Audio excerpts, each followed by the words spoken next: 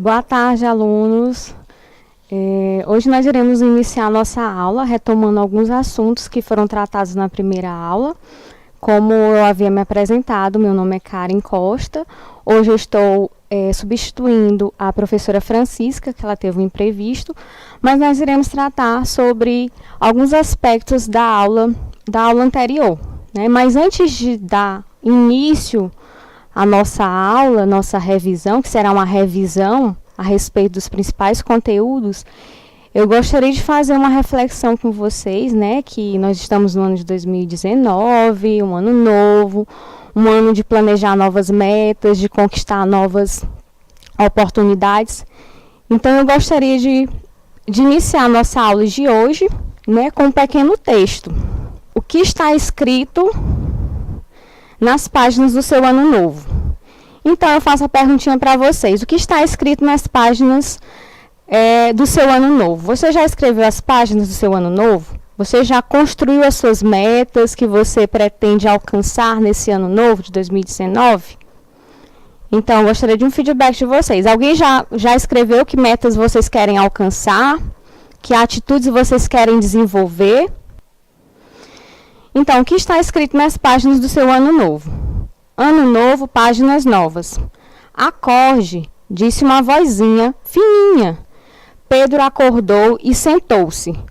Ao pé da cama, viu um menino da sua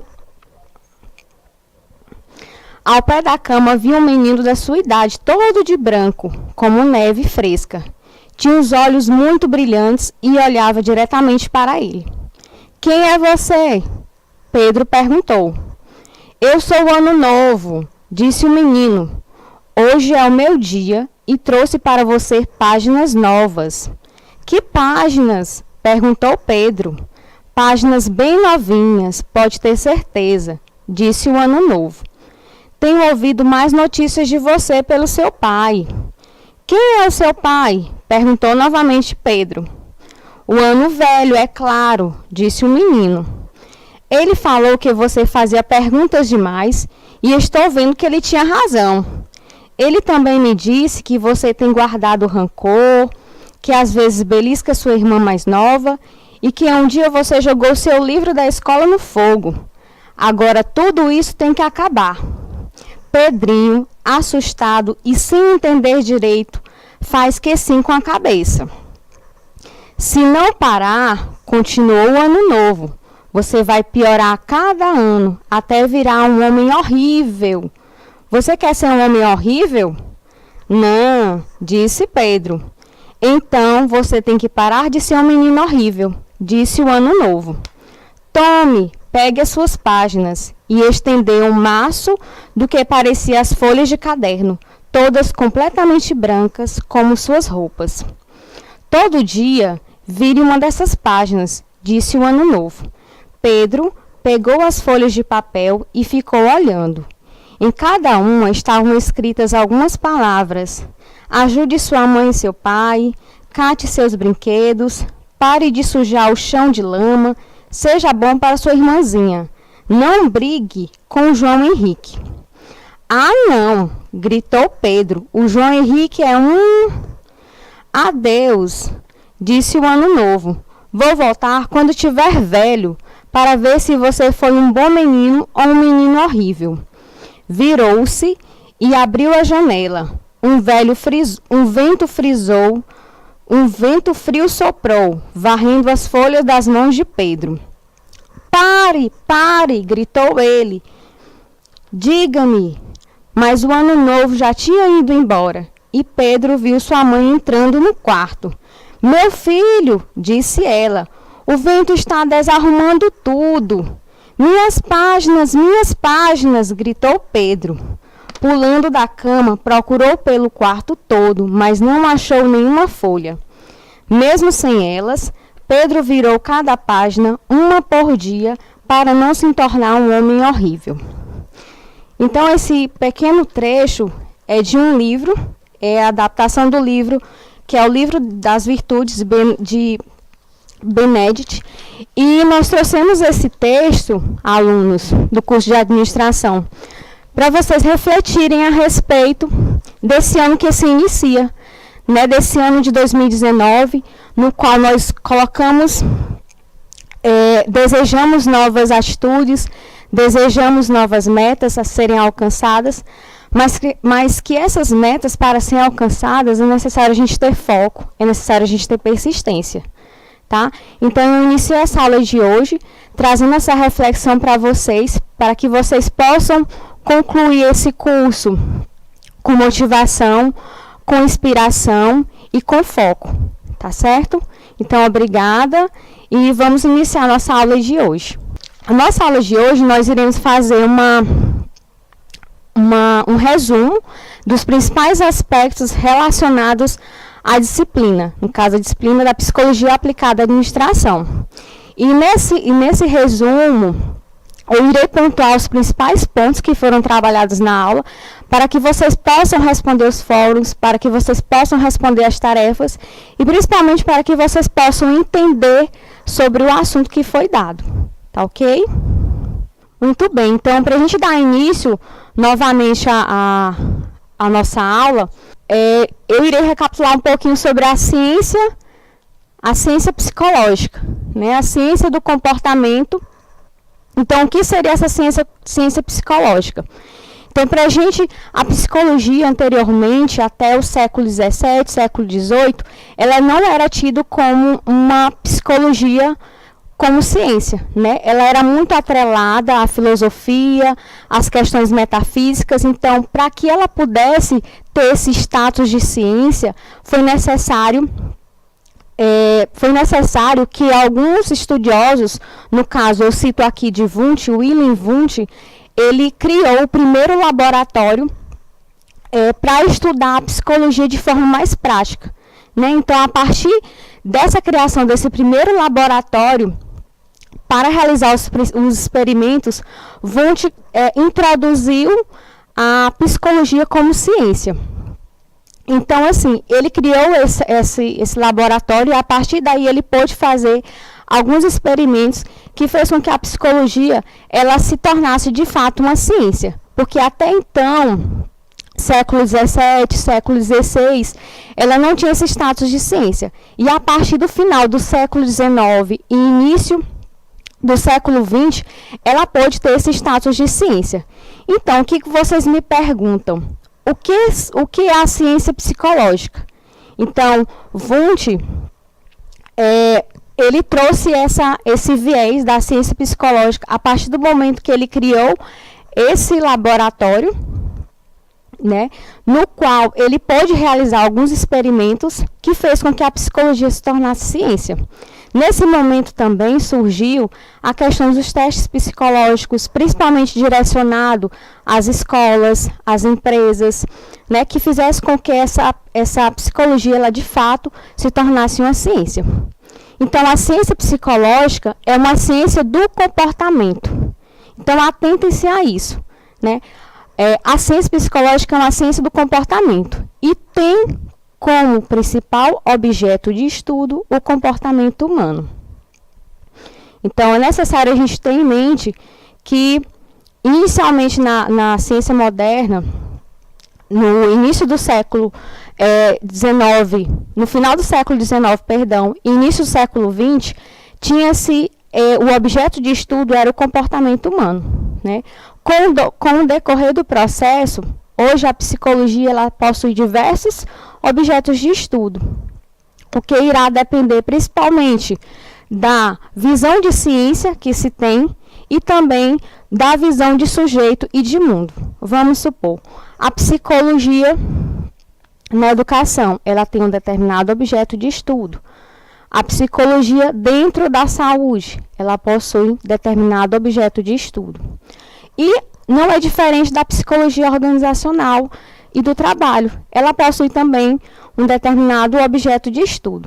Então, a partir dos estudos de Wundt, né, pode-se concretizar de fato a ciência psicológica como a ciência do comportamento e tendo como objeto de estudo o comportamento humano. Então, já vão pegando aí as informações que são necessárias para que vocês possam futuramente responder a provas de vocês. né? Ciência psicológica. Então, vem de quê? Vem a ciência do comportamento, que tem como principal objeto de estudo o comportamento humano. Então, a partir dessa criação desse laboratório por Wundt, na Universidade de Leipzig, na Alemanha, esse comportamento ele pode ser observável, né? Já pode ser, não ficava somente nos planos das ideias, né? Pode-se observar o comportamento de forma concreta. Então, dentro da psicologia organizacional, nós vamos ter dois ramos, duas principais divisões, né? Que é a psicologia ligada ao lado industrial, né? Que também é conhecida como pessoal, e a psicologia organizacional ligada ao lado organizacional. Então, vamos ter também que ficar atentos a isso, né? Além das questões do comportamento humano, dentro da psicologia organizacional, nós vamos ter dois lados, né? Que lados são esses? O lado industrial e o lado organizacional. Então, gente, vamos especificar mais esse lado industrial dentro da psicologia organizacional. Então, o lado industrial, né, dentro da psicologia organizacional, ele foi um campo muito antigo, né, constitui uma ramificação muito antiga e tende a assumir uma perspectiva administrativa de eficiência, né, de eficácia, de rendimento. E ela se relaciona totalmente com as questões de planejamento do trabalho, de seleção e de avaliação de desempenho. Então, pode-se dizer que o lado industrial é esse lado mais prático dentro da psicologia organizacional. Então, o psicólogo ele vai estar mais voltado à questão de desempenho, de rendimento, a questão de seleção dos funcionários, a questão de treinamento desses funcionários, né, ligada à questão dos testes psicológicos, aos testes de desempenho. Ao contrário, o segundo lado, que é o lado da psicologia organizacional, o lado organizacional, é o lado do conhecimento que se desenvolveu a partir das relações humanas.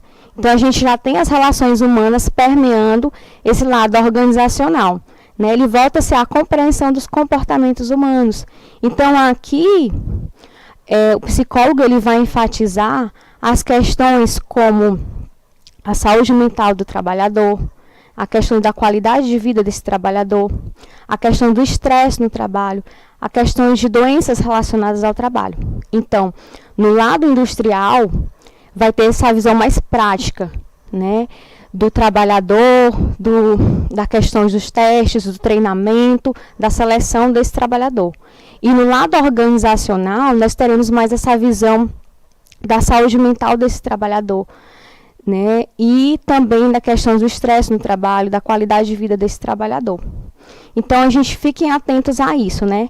Quais são os dois lados, né, os dois campos dessa psicologia organizacional, né? Nós temos duas divisões, que são o lado industrial ou pessoal e o lado organizacional.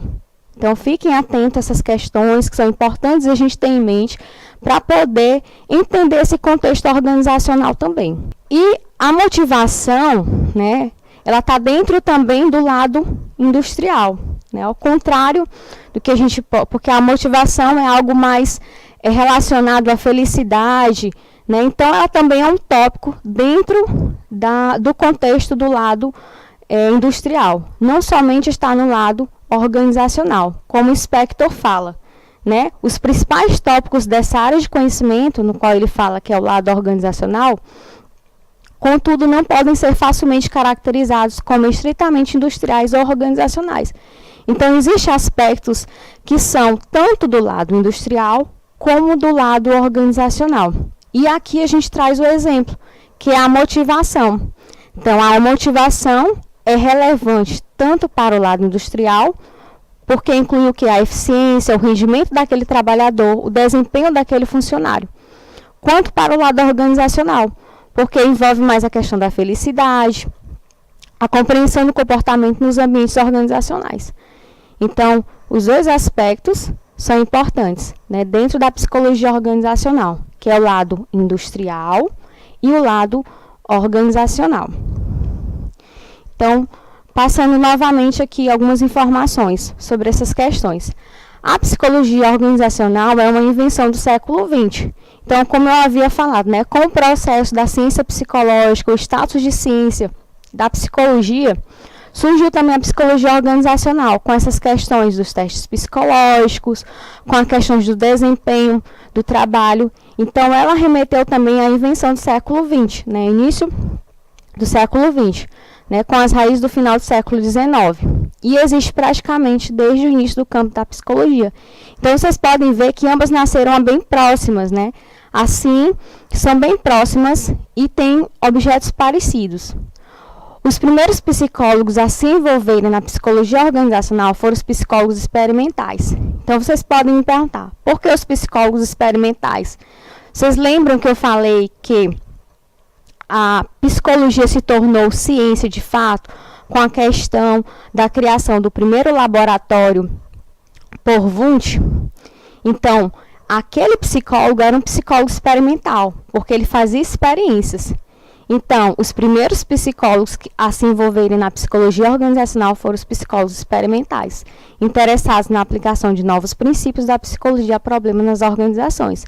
Então, tínhamos vários problemas na organização. Então, a partir desse momento que surgem esses psicólogos experimentais, através dessas experiências, então facilitaram para que, de fato, fossem resolvidas algumas demandas, né? Algumas demandas relacionadas ao contexto organizacional. Então, aqui, posteriormente, nós iremos citar, o Spector cita, os principais trabalhos realizados naquela época. No caso, os Estados Unidos, eles se concentravam em quê? Em questões de desempenho no trabalho e eficiência. Então, ele se concentrava... Tá, vou comentar mais um pouco sobre esse estado industrial. Na verdade, é o lado industrial, né? O lado industrial é esse lado no qual o trabalhador... Vou voltar aqui o slide para facilitar para vocês. Como eu havia falado, a psicologia organizacional é dividida em dois ramos, né? O primeiro ramo deles é o lado industrial, ou pessoal. E o segundo é o lado organizacional. O lado industrial, ele caracteriza-se pelo quê? Ele caracteriza-se pela eficiência do trabalhador, né? Ele se ocupa mais dessas questões de planejamento das ações do trabalho, a seleção desse trabalhador. Que seleção é essa? Digamos, dentro de uma empresa, né? Para você poder entrar dentro de uma empresa, né, existe um processo de seleção. E essa seleção ocorre de que forma? Por meio de entrevistas, por meio de análise de currículo. Em algumas empresas, eles aplicam testes psicológicos. Então, esse lado industrial é mais direcionado à prática em si, né? Ao desempenho, à eficiência desse trabalhador dentro da organização. Ele vai avaliar o desempenho desse funcionário. Ao contrário do lado organizacional, né? O lado organizacional, ele fica mais preocupado com essas questões de saúde mental do trabalhador, se ele está satisfeito, se sua saúde mental está boa, se ele tem alguma síndrome decorrente desse processo de trabalho. Então, o lado industrial é mais a questão de rendimento, se ele está tendo rendimento dentro da organização. E o lado organizacional, ele fica mais preocupado com essas questões da saúde mental do trabalhador. Então, ficou coerente para vocês? Deu para entender esse lado industrial e o lado organizacional, onde ele vai falar justamente desses dois locais, né? Os Estados Unidos, que se concentrou mais em questões de desempenho no trabalho e eficiência organizacional, que é o lado industrial, né? Os Estados Unidos, eles se concentraram em pesquisas relacionadas a isso, né? Como era o desempenho do trabalhador dentro da organização? Será se ele tinha um desempenho bom? Será se ele não tinha um desempenho bom? E a eficiência, o rendimento? Será se aquele trabalhador rendia bem? Será se ele conseguia concluir suas tarefas em tempo hábil? Será se ele rendia para a organização? Então, os Estados Unidos eles se concentravam nesse lado mais industrial, que é o rendimento, a eficiência e o desempenho do trabalhador. Já o Reino Unido, ele se desenvolveu mais nessa área organizacional, ou seja, que área organizacional? Que relaciona-se o quê? A questões de fadiga no trabalho, a questões de saúde mental, as questões da qualidade de vida daquele trabalhador. Então, o que vocês têm que ter em mente, têm que entender, é que dentro da psicologia organizacional nós temos esses dois lados, que é o lado industrial e o lado organizacional. O lado industrial, ele está mais voltado para as questões de eficiência e desempenho do trabalhador, nesse lado mais prático do trabalhador, de rendimento, e o lado organizacional, ele está mais voltado para as questões da saúde mental desse trabalhador, da qualidade de vida desse trabalhador, para as questões de motivação, para as questões de estresse. Ok? Então, essas informações, elas foram retiradas do nosso livro base, né? O nosso livro que vocês tiveram acesso está na plataforma, que é o livro do Spector, né? Psicologia nas Organizações, onde ele traz esses conceitos bem aprofundados, né? Com alguns exemplos do nosso cotidiano também. O nosso próximo tópico, nossa próxima unidade, que foi trabalhada anteriormente no ano passado, trabalhava sobre grupos e equipes, né? E muitas informações sobre grupos e equipes foram trazidas aqui, com alguns exemplos que facilitaram para que vocês pudessem entender um pouco mais sobre esses aspectos dentro da organização.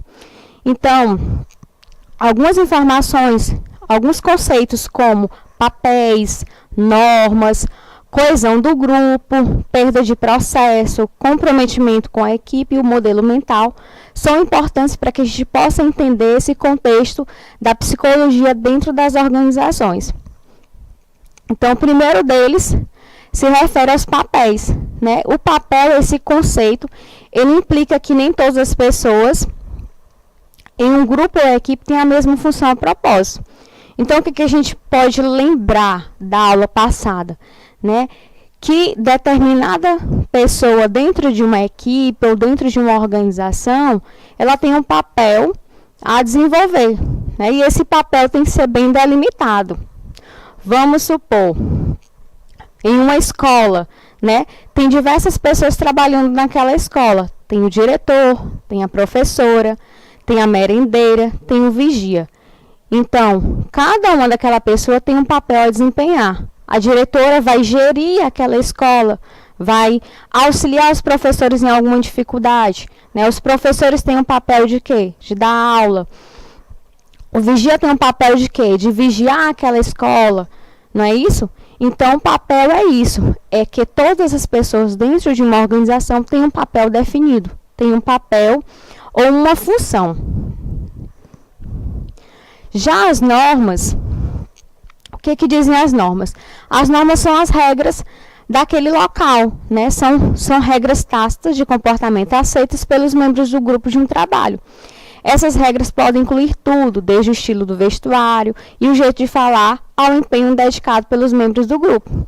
Uma norma, vamos supor, a gente trouxe o exemplo na aula anterior do médico, né? O médico, ele usa um jaleco branco dentro de um hospital. Né, ele tem uma determinada linguagem, então aquilo é uma norma que ele tem que ser seguido. Né? Aqui nesse estúdio, né, vocês podem perceber que todos os professores usam um jaleco. Né, isso? Então, isso é uma norma do grupo, é uma norma da equipe que tem que ser seguida. Né? E quando ocorre a transgressão de uma norma, pode ocorrer uma pressão dentro daquela equipe. Né? Então, a equipe ela funciona com esses aspectos, com os papéis, com as normas, com a coesão grupal, que eu vou falar futuramente. Então, a norma é aquela regra, né, que tem dentro de uma determinada organização. Né? Então, elas podem influenciar, né, o comportamento individual e o comportamento coletivo. Posteriormente, nós vamos ter um outro aspecto, que é a coesão do grupo. Né? Quando a gente fala em coesão, a gente remete muito à questão de união, de associação. Então, a coesão do grupo é isso, né? É a soma dessas forças que atrai os membros do grupo. Então, fiquem atentos a essa questão, né? Coesão do grupo. O que é essa coesão do grupo dentro de uma equipe? Né? São as forças que atraem os membros de um grupo e os mantêm unidos. Né? Então, para que o grupo seja altamente coeso, o que é importante ter? Né? A maioria dos membros dessa equipe, eles devem ter uma forte motivação para se manter unida. Então, um aspecto muito importante é essa motivação que faz com que o grupo se mantenha unido. Não é isso? Então, um alto nível de coesão do grupo tem importantes implicações para o comportamento em conjunto. Um outro aspecto trazido por Spector é que as normas tendem a ser vigorosamente fiscalizadas em grupos altamente coesos. Então, grupos altamente unidos, altamente coesos, eles tendem a fiscalizar se essas normas estão sendo realizadas ou não. Por quê? Porque quando uma dessas normas não estiver sendo realizada, ocorre o quê? Ocorre um conflito grupal, ocorre uma transgressão que a gente vai ver futuramente, a questão do conflito grupal. Então, o grupo, ele é importante também, as pessoas que compõem esse grupo, no sentido de fiscalizar essas normas, se elas estão sendo cumpridas ou não. E quando elas estão sendo cumpridas, ocorre também a questão da coesão grupal, que é a união, né, dessas forças que atraem o membro do grupo. E é importante a gente ficar atento à questão da motivação. Né? Então, para que um grupo seja altamente coeso, a maioria dos membros, se não todos, devem ter uma forte motivação para se manter unida. Então, é necessária essa motivação das pessoas do grupo para que esse grupo se mantenha unido, se mantenha coeso. Ok? Um outro aspecto importante dentro da questão organizacional, dentro das questões de grupo e de equipe, são os conflitos em equipe. Alguém pode me dar um exemplo de um conflito em equipe? A gente trabalhou isso na aula passada. Existem muitos exemplos de conflitos em equipe. Lagoa Alegre pode participar falando conflito. Então, gente, o conflito em equipe, ele geralmente acontece quando ocorre o quê? Quando alguma decisão é tomada. Isso são, o Palmeiras está falando conflitos competitivos. Isso, a gente vai falar futuramente. São os dois tipos de conflitos, né? Os conflitos competitivos e os conflitos cooperativos. A gente vai falar futuramente, mas eu quero saber um exemplo de conflitos em equipe. Quando é que acontece esse conflito em equipe? Eles acontecem principalmente pelas diferenças individuais, né? Na tomada de decisões. Vocês lembram que eu falei? Muito bem, Palmeiras, quando surgem duas ideias, né? Diferentes, isso, e uma pessoa, né, quer assumir o seu ponto de vista e quer ter, e muitas vezes age de forma agressiva, né? Então isso pode gerar um conflito. Então, muito bem, então o conflito em equipe, ele geralmente surge dessas diferenças individuais, ou também por conta dos recursos limitados de uma organização, ou porque uma pessoa dentro de um grupo é mais agressivo, é mais, digamos assim, de uma forma mais agressivo ao falar, ao tocar em determinado assunto, né? Então as pessoas muitas vezes veem aquela forma como ele está falando como uma agressão a si mesmo. Então isso pode gerar o quê? Pode gerar conflitos dentro da equipe. Muito bem. Então, quando as pessoas trabalham em equipes, elas devem coordenar suas ações para atingir metas em comum. Decisões devem ser tomadas sobre quais procedimentos seguir, como alocar os recursos e como distribuir as tarefas entre os seus membros. É improvável que todos os membros concordem entre si o tempo todo. Então, vai haver uma discordância, né? Então, quando ocorre uma discordância, possivelmente vai haver um conflito, né? O que pode levar os conflitos em relação às questões consideradas importantes pelos membros da equipe. Então, o modo como as equipes lidam com esses conflitos podem determinar o seu nível de eficácia. Então, se eles lidam com esses conflitos de forma satisfatória, no caso dos conflitos cooperativos, isso é eficaz. No entanto, se eles lidam de forma negativa, então o conflito vai se tornar o quê? Competitivo, como já haviam colocado aí pelo Palmeirais, não é isso? Então, vamos ter dois tipos de conflitos, que são os conflitos cooperativos, que vêm de cooperação, de ajuda, e os conflitos competitivos, que é essa questão de oposição. Então, o conflito cooperativo, o que ele diz? Né? Os indivíduos expressam abertamente suas visões divergentes, respeitam as opiniões uns dos outros e se concentram em encontrar uma solução aceitável. Então, ocorre o quê? Uma ajuda mútua. Né? Os indivíduos respeitam as opiniões dos outros, ao contrário do conflito competitivo, né? Que é essa oposição. O que diz o conflito competitivo? O Spector fala o quê? Que é aquele no qual os membros da equipe promovem o próprio ponto de vista, ou seja, eles não aceitam o ponto de vista do outro, né? Eles tentam focar somente no seu ponto de vista, em detrimento do ponto de vista das pessoas, dos membros das suas equipes. Né? Eles demonstram pouca consideração pelas opiniões alheias e tentam forçar a adoção da própria posição. Então, é importante a gente ter em mente essa diferenciação, né? Que o conflito cooperativo ele é de cooperação, de ajuda, de respeito mútuo. Né? Isso respeita as opiniões das pessoas dentro de uma equipe ou dentro de um grupo. Ao contrário do conflito competitivo, que é mais nesse sentido de oposição, né? De forçar o seu pensamento, não aceitar o pensamento do outro. Foi compreensível para vocês? Podemos passar? Estou indo rápido demais? Ou está ok assim? Outro conceito importante dentro da organização é a perda de processo. Né? Então, a perda de processo, muitas vezes, ela é vista como algo negativo em algumas situações. Então, para a organização, ela não é boa. Né? Para a organização que vê a questão capitalista, ela não é boa. Então, o que é a perda de processo? Vocês podem me dar exemplos de perda de processo que a gente falou na aula passada? Quando é que ocorre a perda de processo? Será que quando ocorre o conflito em equipe tem perda de processo? Tem perda de processo, né? Então, grande parte do tempo e empenho dos membros de um grupo de trabalho é dedicada a atingir objetivos organizacionais por meio do desempenho dos indivíduos. Então, dentro de uma organização, a gente tem que ter metas, a gente tem que ter objetivos a serem alcançados. Né? No entanto, o que acontece? Muito esforço se volta às outras funções do grupo que tem pouca relação direta com o desempenho do trabalho. Né? Que questões são essas? Como eu já havia falado no exemplo. A questão do conflito, né? A questão da fiscalização no cumprimento de normas dentro de uma equipe.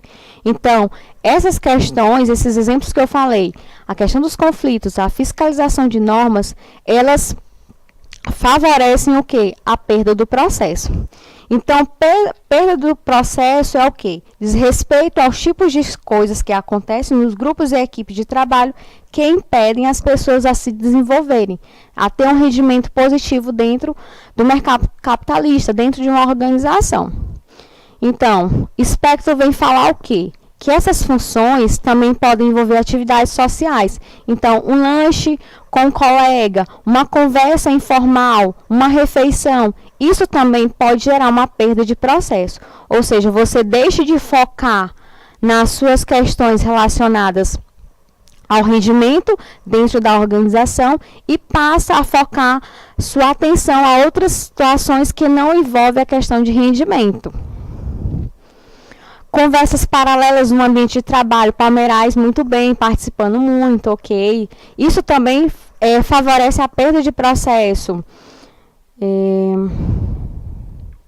Isso, como eu falei, né? Para a organização, a perda de processo é algo negativo, mas às vezes são necessários a gente ter essa conversa informal, às vezes conversar com a colega do lado. Então, isso também, para a organização, a perda de processo é algo negativo. Mas algumas vezes ela pode se tornar positivo, por quê? Porque você vai conversar com alguém e isso pode auxiliar você a ficar bem naquele momento. Então, para a organização, a perda de processo é algo ruim, porque vai focar diretamente na questão do rendimento daquele trabalhador, né, na produtividade daquele trabalhador. Entenderam perda de processo? Vamos passar para o outro conceito, que é um conceito muito importante, gente. A gente tem que ter bastante atenção a esse conceito, que é o comprometimento. Né? O comprometimento, o que é o comprometimento, gente? Comprometimento é um empenho, né? Um empenho, o compromisso que eu tenho diante daquele grupo, diante daquela equipe, né? Então, o espectro, ele vem falar o quê? Que o conceito de comprometimento organizacional, ele foi estendido a várias entidades diferentes, inclusive a equipe. Então, o comprometimento, ele está em outras áreas, em muitas outras áreas, e dentro da organização também, dentro da equipe, foi trazido esse conceito de compromisso, de comprometimento. Então, o comprometimento é o que? A intensidade do envolvimento do indivíduo com a equipe e consiste na aceitação das metas de seus integrantes, das normas, na disposição de se empenhar pelos demais e no desejo de permanecer na equipe. Então, o comprometimento é isso, esse engajamento da pessoa, é o compromisso dessa pessoa relacionada às questões da organização, relacionadas às questões de grupo e relacionadas às questões da equipe. Então, fiquem atentos a esse conceito, que é muito importante dentro das questões de grupo e de equipe. Vamos para outro conceito, também muito importante, que é o modelo mental de equipe. Né? Os modelos mentais, eles são bastante complexos. Para a gente poder entender, é necessário bastante releituras, leituras sobre literaturas relacionadas a isso. E o nosso autor base, o Spector, ele traz algumas considerações a respeito do modelo mental de equipe, né? Quando as pessoas trabalham em equipes, elas devem ter uma concepção em comum do que precisam realizar juntas. O modelo mental da equipe se refere ao entendimento compartilhado entre os seus membros em relação à tarefa. Vou dar um exemplo aqui para facilitar nosso entendimento a respeito do modelo mental de equipe. Vamos trazer novamente a questão do hospital. Né? O hospital, dentro do hospital temos algumas funções. Tem o médico, tem o anestesista e tem o paciente. Essa é a situação. Então, vai ser realizado um procedimento cirúrgico. Então, todas aquelas pessoas envolvidas no procedimento cirúrgico, tirando o paciente, no caso a enfermeira, o anestesista, o instrumentador e o médico, todos eles têm um modelo mental de como vai funcionar aquela cirurgia, né? Qual a função do instrumentador, qual a função do médico naquela equipe, qual a função do anestesista, qual a função da enfermeira. Então, eles conhecem como é que vai funcionar aquela situação para que eles possam, de fato, concretizar a cirurgia daquele paciente. Então, o modelo mental é isso, é o entendimento compartilhado sobre determinada tarefa, né? E essa tarefa, ela tem que ser bem entendida para que, de fato, seja realizado de forma eficaz, de forma eficiente, determinada situação. No caso aqui, o exemplo, no caso, a cirurgia do seu paciente. Então, gente, o nosso autor base, como eu já havia falado, é o Spector, ele traz essas informações, os papéis, das normas, da coesão grupal, do conflito em equipe de forma mais específica, né, que vocês podem ler de forma mais prática, que vocês podem entender, né, e trazer questionamentos também. Então, eu vou dar um intervalinho para vocês de 5 minutos, para que vocês possam entender, possam refletir a respeito do que eu trouxe, né, lembrando que a gente já havia falado, a importância de ter em mente sobre a questão da ciência psicológica, né, o que é essa ciência psicológica, qual é o objeto da ciência psicológica, né? A questão do comprometimento dentro de uma equipe, as questões relacionadas às duas divisões da psicologia organizacional, que é a questão industrial e a questão organizacional. E outro importante tópico é a questão da coesão, né? Da coesão grupal. Então, esses tópicos são importantes para a gente pensar, para a gente poder refletir dentro desse contexto que é a psicologia organizacional. Então, vou dar 5 minutinhos para vocês refletirem, entenderem, trazerem questionamentos para a gente poder dar andamento à aula. Alguém tem algum questionamento a respeito do que foi trabalhado anteriormente? Alguma dúvida a respeito do que foi trabalhado? Podemos passar para o conteúdo de liderança. Então, quando nós falamos em liderança, vocês lembram de algumas características que são importantes os líderes terem? Alguém pode me citar alguma característica importante dos líderes que foram trabalhadas anteriormente na aula? O que deve ter um líder? Que característica ele deve ter para assumir uma determinada posição? Alguém pode me falar um pouquinho? O que esse líder deve ser? Como é que ele deve se comunicar? Como é a personalidade desse líder? Sociável, muito bem. Santa Cruz dos Milagres falou sociável. Alguém mais? Curimatá falou influente, ótimo. Alguém mais? Comunicativo, isso é muito importante. A comunicação, a fala desse líder. Isso é uma característica, Palmeirais, influenciar o comportamento. Então, a liderança é isso, né? É influenciar o comportamento do outro. Então, a habilidade de motivar, de influenciar.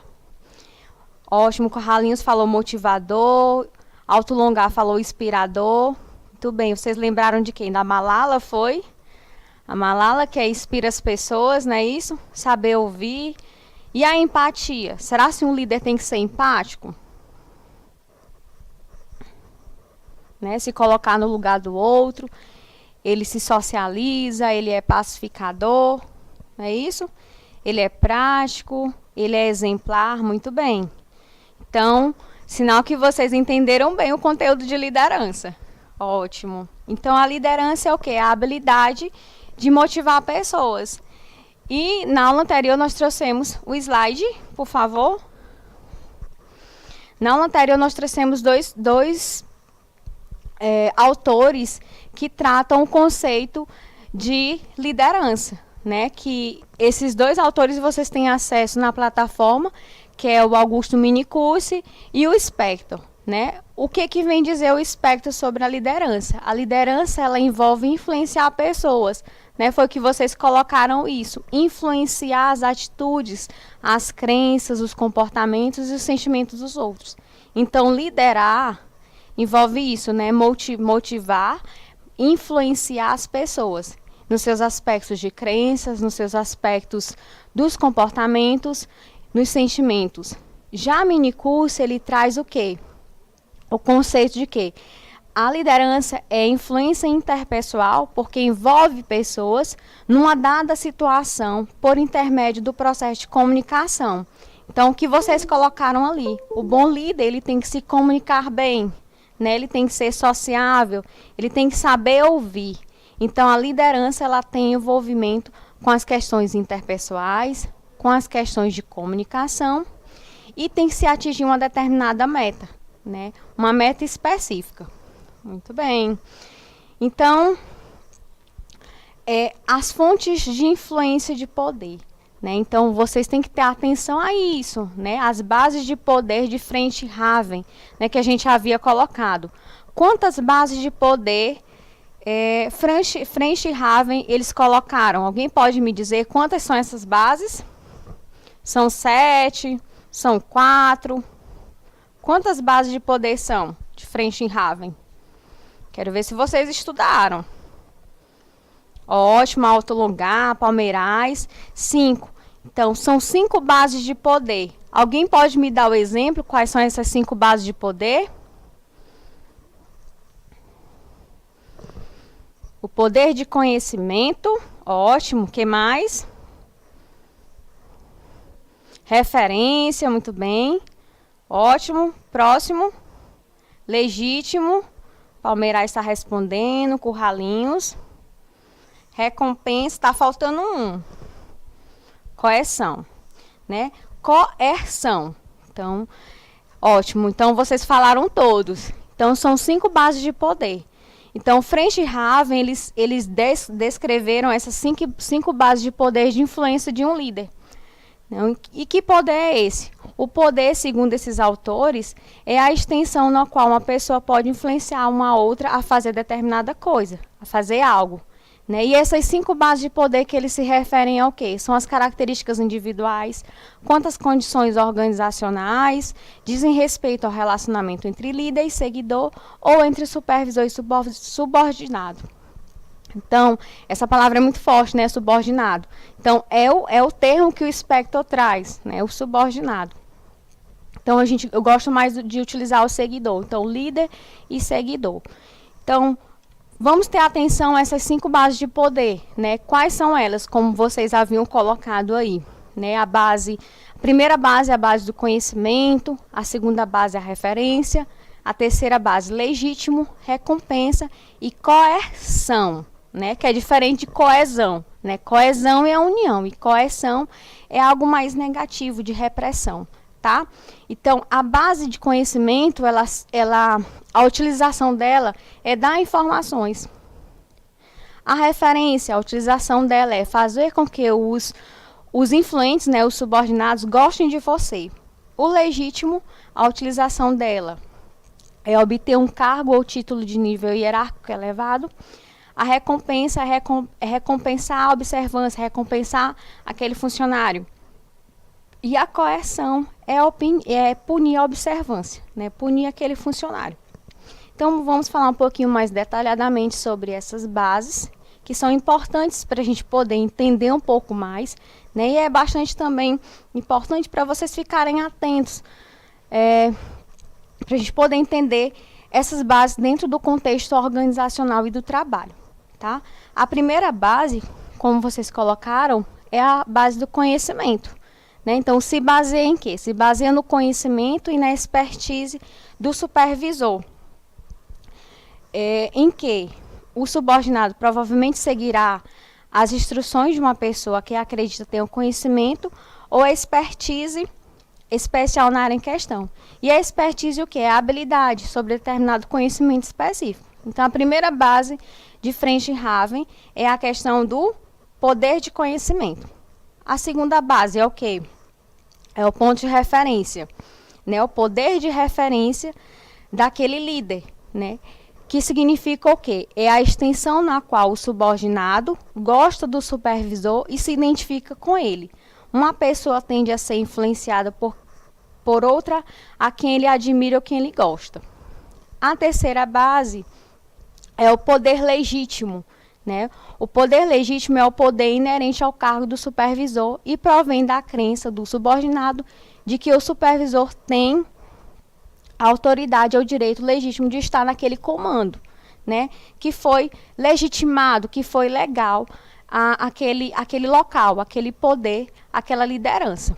A quarta base é o poder de recompensa. Como o próprio nome já diz, recompensar, ganhar algo. Então, é a capacidade do supervisor ou do líder de recompensar os seus subordinados com bônus, atribuições, promoções, salários aumentados. Então, isso é o poder de recompensa. E a quinta base, quinta fonte de poder, é o poder de coerção, né? Como eu falei, a questão de punição. Então, é a capacidade do supervisor de punir os subordinados com ações disciplinares. E são várias as ações disciplinares, como as multas, as demissões, as reduções salariais. Então, tenha em mente essas 5 bases, né?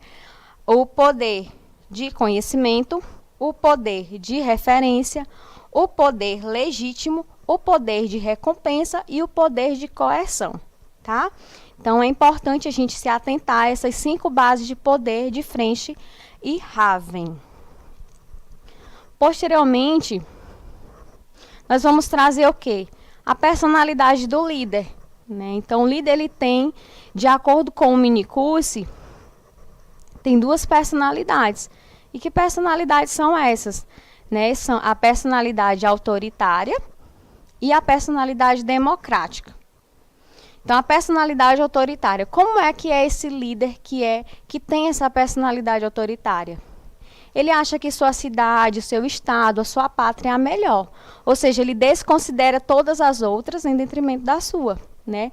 Ele tem a maneira limitada de encarar as coisas, ele só aceita o seu ponto de vista. Então, quando vocês ouvirem, né, esse termo personalidade autoritária, significa isso, né, que o líder só aceita o seu ponto de vista, acha que tudo que está relacionado a você é o melhor, não é isso? Muito bem, Batalha está dizendo, ele que tem a ideia dele é a melhor. É isso mesmo, Batalha. Então, a personalidade autoritária é isso, né? Acha que o seu ponto de vista é o melhor. A personalidade democrática já é o contrário. Como é a personalidade democrática, gente? O que vocês podem me dizer sobre a personalidade democrática? Como é esse líder que tem a personalidade democrática? Podem me dar exemplo como é a personalidade desse líder? Muito bem, Palmeirais, ouve todos, não é? Aceita o ponto de vista de outras pessoas, não é isso? É empático, ouve e aceita ideias de todos. Muito bem, Batalha, é isso mesmo. Então, a personalidade democrática fala sobre essas questões, né? Tende a ser mais liberal, ele é empático, é uma pessoa aberta, sabe ouvir as outras pessoas, ele compartilha ideias com as pessoas do seu grupo, ele possui uma boa comunicação. Então, fiquem atentos a isso, né? Essa diferença entre a personalidade autoritária e a personalidade democrática. Muito bem, queremos 10, Batalha. Então, se vocês vão querer 10, prestem bastante atenção, né, a esse processo que a gente está conversando sobre essas questões que foram trabalhadas na aula anterior, né? Isso, a personalidade democrática é isso mesmo, tende a ser mais liberal, né? Respeita os outros, acredita que as pessoas devem ser julgadas pelos seus próprios méritos e não gosta de ser coagido nem de ver outros a sofrerem as suas coações. Então, fiquem atentos a essas duas questões, né? Como é essa personalidade democrática? Uma personalidade boa, uma personalidade ruim? Então, fiquem atentos. Vamos passar agora para a nossa outra unidade, né? Que foi falado, que é a cultura organizacional. Então, quando a gente fala em cultura organizacional, a gente tem que ter em mente que significa a identidade de uma organização. Então, assim como nós, seres humanos, temos nossa personalidade, temos nosso modo de agir, a organização também tem a forma de agir dela, né? Tem a missão, tem a identidade. Então, um dos principais estudiosos sobre a cultura organizacional foi Chen, né? Então, Freitas traz um conceito de cultura organizacional.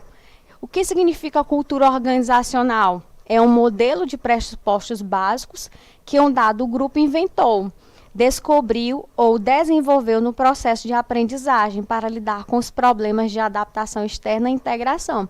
Então, é um conceito bastante vasto, né, e importante para a gente poder estar entendendo também a cultura dentro da organização. Então, a cultura organizacional é o jeito de se fazer as coisas dentro da organização, né? É um modelo a ser seguido dentro de uma organização, é a identidade daquela organização, tá? Outro importante aspecto dentro das organizações é a cultura organizacional. E necessariamente esse conceito de Freitas, né? Foi um texto disponibilizado para vocês também na plataforma, né?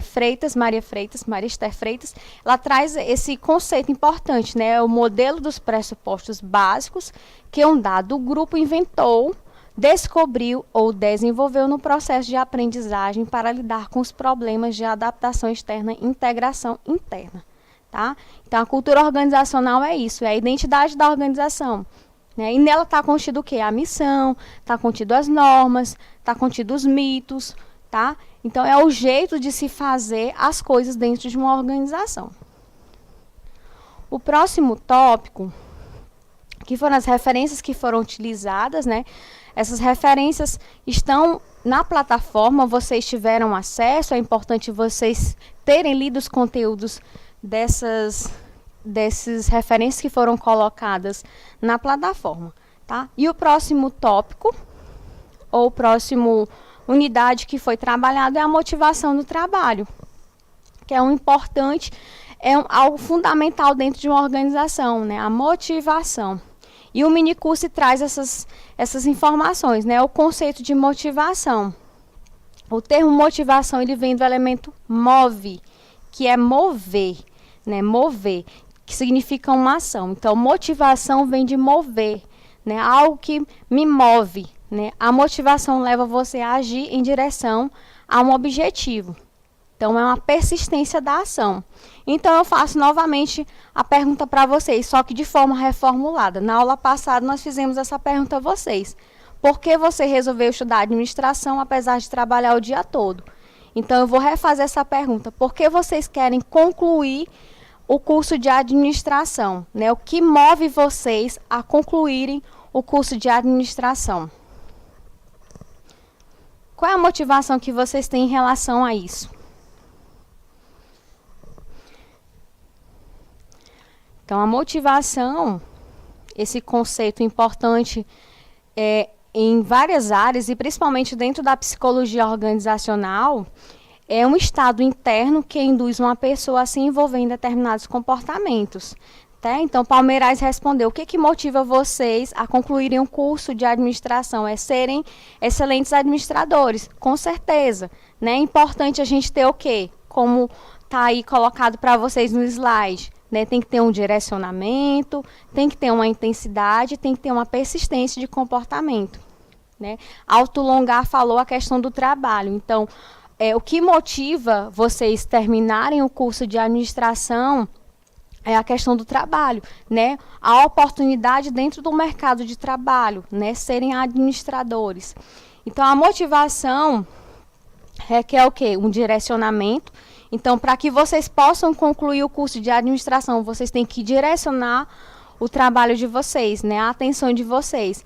A que questões? A questões das provas, a questões dos fóruns para serem realizados, as questões das tarefas. Então, vocês têm que direcionar a atenção de vocês para isso.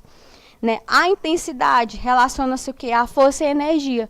Né? Como eu vou desempenhar essa motivação para que eu possa concluir o meu curso de administração de forma excelente, de forma eficiente. Né? E a persistência da ação, né? Que é o esforço e empenho. Então, eu sei que existem várias dificuldades relacionadas a um curso de graduação. Nós temos alguns problemas que temos que enfrentar. Mas, com persistência, com foco, a gente consegue concluir esse curso de forma eficiente, de forma eficaz. Tá? Então, a motivação ele tem esses 3 aspectos, que são o direcionamento, a intensidade e a persistência. Né, do comportamento ao longo do tempo. Então, especificando mais esses 3 aspectos, né, a direção é o quê? A escolha de comportamentos específicos dentro de uma série de comportamentos possíveis.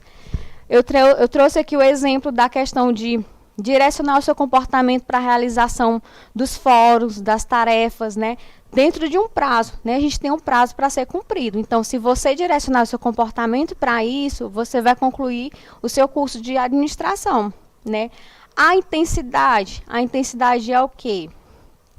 Refere-se ao esforço que uma pessoa empenha na realização de uma determinada tarefa.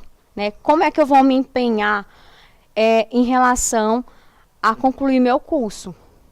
E o terceiro tópico é a persistência, que diz respeito ao contínuo engajamento em um determinado tipo de comportamento ao longo do tempo. Né? Como é que eu vou me engajar, né, em relação à questão de concluir o meu curso? Né? Que meios eu vou utilizar, né, apesar das dificuldades? Então, a gente tem que ter em mente isso. São os 3 aspectos ligados à motivação. E dentro da motivação também, o espectro traz, nosso autor base, as teorias da motivação. Né? Essas teorias da motivação são o quê? São, em geral, que se voltam às razões, às aptidões que levam algumas pessoas a apresentar um desempenho melhor no trabalho do que outras. Então, as teorias da motivação vão estudar isso. Né? E nós enfatizamos algumas teorias importantes, né, que foram formuladas, que foram estudadas a respeito da motivação. E uma das principais delas, vocês lembram? A teoria da hierarquia das necessidades, de Maslow, né, um psicólogo. Abraham Maslow, né, que criou a pirâmide de Maslow, ou pirâmide das hierarquias de Maslow. O que fala a teoria das necessidades de Maslow? Fala que o comportamento do ser humano ele é motivado por diversos estímulos internos ou por necessidades. Né? É importante a gente ter em mente isso, né? Que o comportamento humano, segundo Maslow, é influenciado, é motivado pelos estímulos internos e pelas necessidades. Aqui a gente vai trazer novamente a pirâmide para vocês visualizarem, né? A primeira delas, né? Que necessidades são essas? São as necessidades fisiológicas, que são as primeiras que têm que ser satisfeitas. E as necessidades fisiológicas são o quê? A água, o ar, a comida, o descanso, que é importante. Então, quando essas necessidades são satisfeitas, temos as outras necessidades, segundo Maslow, que é as necessidades de segurança. Então, dentro da organização, temos a questão da proteção de possíveis perigos, a segurança no trabalho, a própria estabilidade. Então, esses tópicos, esses exemplos estão dentro da necessidade de segurança. A próxima necessidade são as necessidades sociais, né, que temos o exemplo do amor, da interação com os colegas, o bom ambiente de trabalho. A próxima necessidade é a necessidade de autoestima, que refere-se ao quê? Um exemplo disso é respeito a si próprio e aos outros. E no topo da pirâmide de Maslow, temos as necessidades de realização pessoal, que refere-se ao quê? Ao crescimento profissional, a própria participação nas decisões dentro de uma empresa e a autonomia. Então, ficou claro para vocês a respeito da pirâmide de Maslow, ou teoria das necessidades de Maslow. Então, essas necessidades têm que ser satisfeitas para que a gente possa alcançar o último estágio, que são as necessidades de realização pessoal. Estou gostando de ver, Palmeiras está bem participativo. Ótimo, gente. Então, a gente vai passar para outra teoria, né? Que é a teoria dos 2 fatores, né? Foi a teoria da motivação e higiene. Então, por isso que falo 2 fatores, né? Motivação e higiene, né? Foi uma teoria criada por Heisenberg, né? Que fala que a motivação resulta da natureza do trabalho em si e não de recompensas externas ou das condições de trabalho. Então, fiquem atentos também a essa teoria, né? Que é a teoria dos 2 fatores. Que fatores são esses, gente? São os fatores da motivação e fatores da higiene. Então, exemplificando aqui, melhor para a gente poder entender, né? Então, as necessidades humanas no trabalho, elas são derivadas tanto de fatores de higiene quanto de fatores de motivação, né? Os fatores de higiene são as derivadas da natureza animal dos seres humanos. E os exemplos disso é a questão do salário, da segurança, das condições de trabalho, da própria supervisão de colegas e das políticas organizacionais. Já os fatores motivacionais, quais são? É a realização, é o reconhecimento, a responsabilidade e a natureza do trabalho em si. Ficou claro para vocês quais são esses aspectos, os fatores de higiene e os fatores de motivação? Os fatores de motivação, enfatizando novamente, é a realização, o reconhecimento, a responsabilidade e a natureza do trabalho em si. Tá? Já os fatores de higiene estão relacionados aos salários, às seguranças, às condições de trabalho dentro de uma organização, à supervisão, questões de colegas e políticas organizacionais. Então, fiquem atentos a essa teoria, que é a teoria criada por Heisenberg, da teoria dos 2 fatores. Uma outra teoria é a teoria do reforço, né? Ela enfatiza o quê? Segundo o Spector, fala que essa teoria afirma que o reforço condiciona o comportamento, ou seja, direciona o comportamento. Não é uma teoria motivacional, segundo o Spector, né? E ela se baseia o quê? Na lei do efeito de Thorndike, que fala o quê? Que a probabilidade de um determinado comportamento aumenta se ele for seguido de uma recompensa ou esforço. Inversamente, a probabilidade de um comportamento é reduzida se ele for seguido de uma punição. Então, vamos supor, trazer um exemplo aqui. Então, se nós queremos que os nossos funcionários cheguem cedo na organização, nós devemos empreender digamos, instituir um prêmio de assiduidade. Então, isso vai facilitar com que esse funcionário ele chegue cedo na organização, porque vai instituir uma recompensa para aquele funcionário, que seria, no caso, o prêmio de assiduidade. Então, essa lei do reforço é isso, é você recompensar, no caso, o seu funcionário diante de determinada situação, né? Então, a probabilidade daquele comportamento vai aumentar se você, se for seguido de uma recompensa, se for seguido de um reforço. Ao contrário, vai diminuir se for reduzida através de uma punição. A teoria da expectativa. Outra teoria motivacional é a teoria da expectativa, onde ela tenta explicar o quê? Que as recompensas levam ao comportamento, concentrando-se nos estados cognitivos internos que levam à motivação.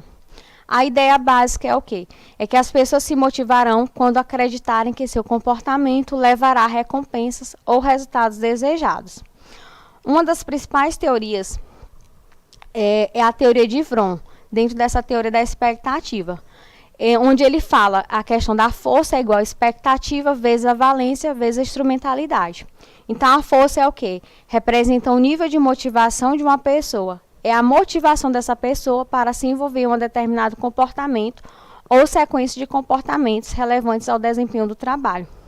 A expectativa já é a probabilidade subjetiva de uma pessoa relativa à sua capacidade de realizar um comportamento.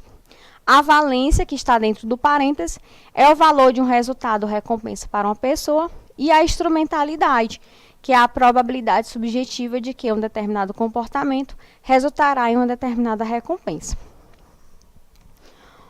Uma outra teoria importante, que eu gosto muito dessa teoria, é a teoria da autoeficácia, né? Autoeficácia foi um termo utilizado por Goleman, onde trata de, na verdade, por Bandura, né? Autoeficácia é um termo, foi utilizado por Bandura.